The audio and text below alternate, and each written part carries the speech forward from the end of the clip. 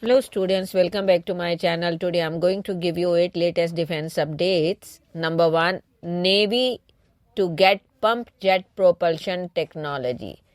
The French Navy's nuclear-powered attack submarine Saffron has made its presence felt in India, accompanying the Charles de Gaulle carrier battle group on a strategic visit. This event is not just a demonstration of military cooperation between the two countries, but also an opportunity for India to explore advanced submarine technologies. France has extended an offer to India, sharing the cutting-edge pump jet propulsion technology used in the Saffron class nuclear-powered attack submarines, a crucial component that could have significant implications for India's ongoing nuclear submarine projects. The pump jet propulsion system is a sophisticated alternative to traditional propeller-based propulsion system. This technology uses a pump to draw water into the submarine and eject it through a nozzle, creating thrust. The design significantly reduces noise levels, making it more stealthy and harder to detect.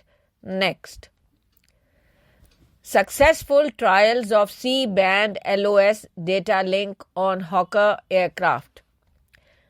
Defense Electronics Application Laboratory in Dehradun has made significant strides in airborne communication technology with the successful trial of the C-band line of sight, that is LOS, data link under the Data Link Airborne Platforms project. These trials were conducted on the HS-125-800 Hawker aircraft at the Center of Airborne Systems in Bengaluru, in collaboration with industry partners. The trial started with ground-based tests between the ground earth stations and a moving vehicle, ensuring the reliability of the data link system under dynamic conditions. The line replaceable unit for the airborne data link was successfully installed on the HS-125-800 Hawker aircraft, marking a significant step in integrating advanced communication systems into existing platforms. Next, Aero Engine decision for AMCA program, a game changer.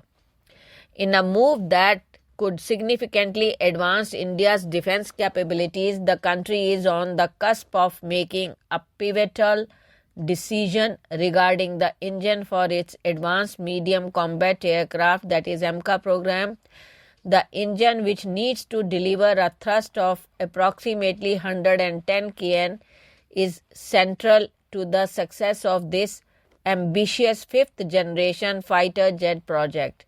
Negotiations are currently underway with two of the world's leading aerospace companies, France Safran and the UK's Rolls-Royce. The AMCA, designed to be India's first indigenous stealth fighter, represents a leap forward in the nation's aerospace technology.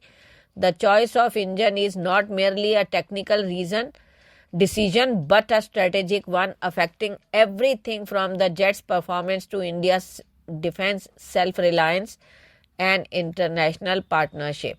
Next, export of indigenous Saber sniper rifles. In a significant stride for India's burgeoning defense manufacturing sector, Bengaluru-based SSS Defense has begun exporting its domestically developed 338 Lapua Magnum Saber sniper rifles to an unnamed friendly nation. This development underscores India's growing capability in producing high-quality, specialized military equipment tailored for modern combat scenarios. The 338 Saber sniper rifle, designed for elite military sniping and special law enforcement operations, has been crafted to meet the stringent demands of long-range engagements. Next, Indian intelligence agency RAW accused of supplying ATGMs to Afghan Taliban. In a development that has stirred controversy and raised eyebrows in regional geopolitics, Pakistani's ISI-backed handles on the social media platform X have claimed that India's research and analysis wing has been supplying the Afghan Taliban with anti-tank guided missiles. Specifically, these allegations point to the transfer of 9 M113 Concourse missile, originally of Russian design but also manufactured in India. These claims come on the heels of reports from the Indian sources in October 2024 which acknowledged the transfer of such weaponry. Next. We conquer, we kill. Viral Taiwanese cartoon near Indo-China border. A striking illustration from Taiwan depicting Lord Rama aiming an arrow at a Chinese dragon has once again captured public attention after being discovered near the Chinese border. Initially published by a Taiwanese news portal in 2020, the cartoon went viral following the violent clashes between India and China's troops in Galwan Valley, Ladakh, along the line of actual control. The artwork, captioned with the bold assertion, "We conquer, we kill," symbolizes a narrative of resistance and defiance. Next. Aero India to showcase India as emerging hub for defense manufacturing. India's biennial aerospace exhibition Aero India will be held at Yelahanka on the outskirts of Bengaluru from February 10th to 14th, and it will showcase the country as an emerging hub for manufacturing of military aircraft, helicopter equipment and new age avionics. The event will include both air displays and static exhibitions of a large array of military platforms from the aerospace sector, the Defense Ministry said on Monday. Next. India-US strategic partnership scaled new heights, says PM Modi.